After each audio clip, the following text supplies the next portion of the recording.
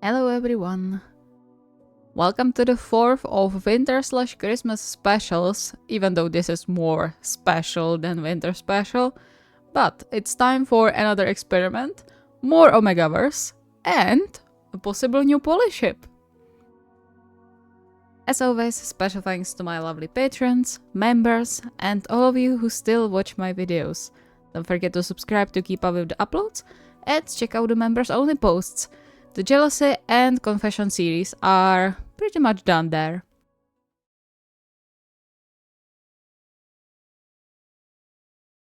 The days became much livelier in their flat again, reminding Hiro of the carefree days back in high school when they all laughed and did stupid things together. Before they confessed their feelings to each other and decided to try facing the world together. And the short while after that until Toru left for Argentina, soon followed by Hajime going to California, leaving them behind. It felt like a distant memory nowadays, considering how much time had passed. But now, all the fondness and laughter returned in full force, filling their home with happiness. And Hiro loved every second of it. Their squabbles and petty arguments, their evenings spent talking in hushed tones while they watched TV huddled together under one giant blanket. All of it. It was incredible. Yet, the presence of his boyfriends reminded him of some unfortunate truths too. Namely, the fact that he was now sitting alone in their living room with only his laptop and the TV keeping him company, while his beloveds were surely killing it in their respective jobs. Some things do change with age, I guess. Not that it actually has anything to do with age. He sighed, rubbing his face to get rid of the annoying little voice in his head telling him off for wanting to blame his current financial situation on bad luck, calling him lazy and useless instead. Though maybe it's true. All three have something going on. Even Toru found himself again, so why can't you? Although taking Toru for an example probably wasn't fair given how crazy his partner was sometimes despite being an Omega. Or maybe it was because of his secondary gender. Since Toru returned to Japan 3 months ago after retiring from his volleyball career, it became clear he wasn't the type to enjoy quiet retirement like Hiro hoped. Though thinking about it, it was to be expected. In the end, he couldn't stay away from the sport for even a month, and soon took on a coaching job in Seijo as the school's most famous alumni, hoping to get hired by some professional team one day. Hajime was still busy dealing with the national team of monsters. Issei had his hands full with running his own funeral parlor now that summer came along. Everyone was busy, and he was, well, working from home most of the time, trying to restart his small business he launched a year ago without much success. Not that it was any surprise considering the long list of things he tried to do and failed spectacularly in, which his treacherous mind never forgot to remind him of, like right now.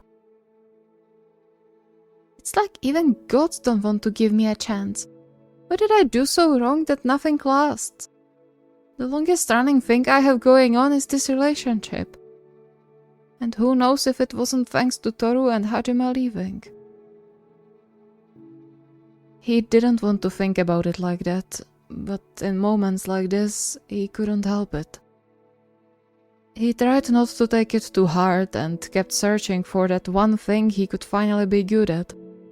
But sometimes, even his boyfriend's encouragement didn't help. It was rather embarrassing, to be perfectly honest. To be the only failure in a group of highly successful people took some skill considering Betas had it probably the easiest in the world they lived in, even if the others didn't really see an issue with that. Or at least Hiro hoped they didn't. They never said anything after all, despite having countless opportunities to do so, and always swooped in swiftly with support whenever some other snobby alpha or prickly omega scoffed at him. Yet that didn't stop him from constantly looking for some way to bring something into their relationship as well. Money was never an issue with them, he knew that. Issei was making enough to let them live comfortably on one income, and Toru also kept sending them a percentage of his salary while he was still a pro player, to keep up his image as a generous boyfriend and break the stigma around Omega's having to be the one taken care of, as he let himself be hurt numerous times. However, time had always been a precious commodity when it came to their relationship, which was exactly why he decided to play a housewife for some time, at least until his business got up from the floor. And why not? He had enough time during the day to do the few chores around the house. It wasn't like he longed for recognition or praise or anything from their alphas. He just liked making his boyfriend's life a little easier for them, a little step at a time. At the end of the day, there was nothing more heartwarming than seeing Issei's face soften with a grateful smile when he found his suit perfectly ironed and ready to wear in the morning. Or the soft kisses Hajime peppered his face with when his trainer pouch miraculously refilled itself with new tapes and first aid items. Or the soft sigh of relief when Toru's muscles relaxed under his already experienced touch. It made everything worth it. Definitely better than being a damn leech. Because that's what he actually was, wasn't it? What he did were just normal things in relationships, not something extra to be praised for. Despite being in his mid-30s now, he still relied on the generosity of the people closest to him while having nothing to his name but time and love to return it. Just once, he wished he could actually afford to make some grand gesture. Just once, to show them how much he cared for them. What kind of boyfriend was he when he couldn't even take his partners out for a meal once in a while? What's with that gloomy look? Ah! Fuck's sake, don't do this to me! He let out a long breath to stabilize his racing heart, much to Hajime's amusement by the looks of it, dread seeping through his body when he glanced at the clock. Jeez, it's so late already? Chuckling, Hajime leaned down to kiss his cheek and to ruffle his hair, much to Hiro's annoyance. Stop it! Do you know how long it took me to style it? 5 minutes? He ostentatiously ignored Hajime's smirk and turned away, but inwardly his mind raced a mile a second, trying to figure out how he lost so much time. Surely he wasn't spaced out for that long, right? Right? You didn't answer me. Surprised by the concerned tone, Hiro barely managed to not flinch when the alpha sat down next to him, heat creeping into his face when the hands calloused by years of training and playing volleyball cupped his cheeks, squishing them a little. The same way he did when they were younger, though as of now there was probably more to squish than back then. Is something going on? You don't normally look like a lonely puppy. You just aren't around to see it. He almost said that out loud, but managed to stop himself in time. Although, looking at Hajime, the alpha probably felt it anyway. Before he could start thinking about an excuse, he found himself locked in a cage of biceps and pecs. In other words, his favorite place to be, right after Issei's arms. It's going to get better, you'll see. People just haven't found you yet. Once they do, I'm sure that business of yours will make you a millionaire. I don't need millions. I just wish it would pay some bills. That's what the long face was for. Hiro, we told you it's fine. To that, Hiro chuckled humorlessly. Yeah, sure. I definitely don't feel like a leech. You aren't. Of course I am. I know you three don't even notice my portion, but I do. I don't want to be a freeloader my whole life. His voice cracked at the end, but he was too preoccupied to feel embarrassed about it. Besides, it wasn't like Hajime hadn't seen him at his lowest before. Frustrated with himself and everything else, he punched Hajime's chest, knowing well he had nowhere near enough strength to actually hurt him. Part of him wished he stayed quiet and didn't bother his boyfriends with this, but the other was glad he let it out. Even if nothing was going to change, at least he was no longer bottling everything up. Issei would be proud of him, that damn hypocrite. I just want to treat you sometimes too. Is that so bad? A soft smile curling his lips, Hajime tugged him in for a proper kiss this time before pulling him under his chin. The warmth and surprisingly gentle scent of maple sap that immediately surrounded him feeling better than any weight blanket in the world. Of course it's not, but I don't think you have to worry about it so much. Hajime. Wait, let me finish.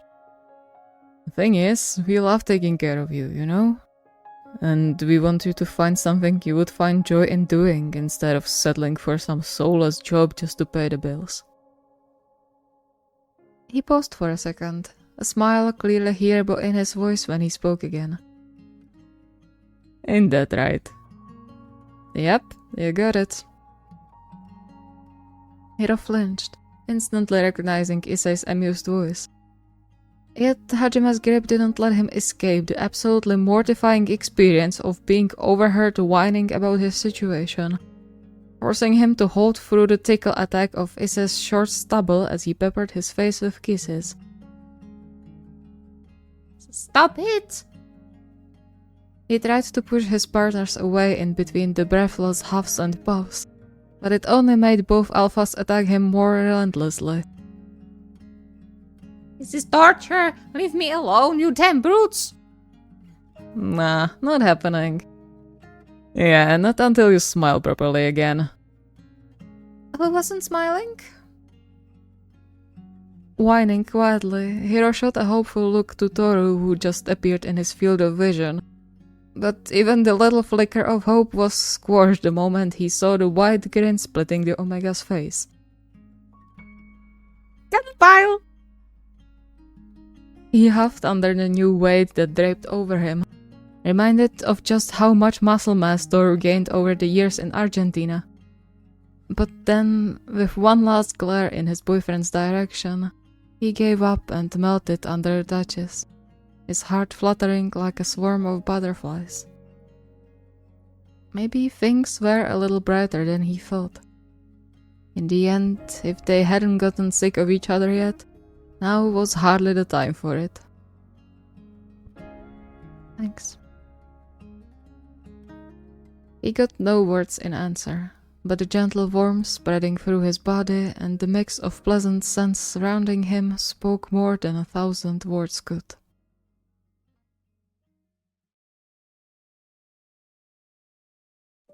Thank you so much for watching. I hope you enjoyed. So this is all for Omegaverse for now at least. However, given how you responded to the last video and how I hope you will respond to this video, I will probably include some of the Omegaverse storylines I have for Polyships. Just a little info ahead of time, I love Empreg, so there is going to be a lot of that, just so we are clear. And also tell me what you think of the new Polyship, or potential new Polyship. We will see. Maybe I will think of something for them as well. If you have any requests or ideas, the request form is linked in the video description. See you next time.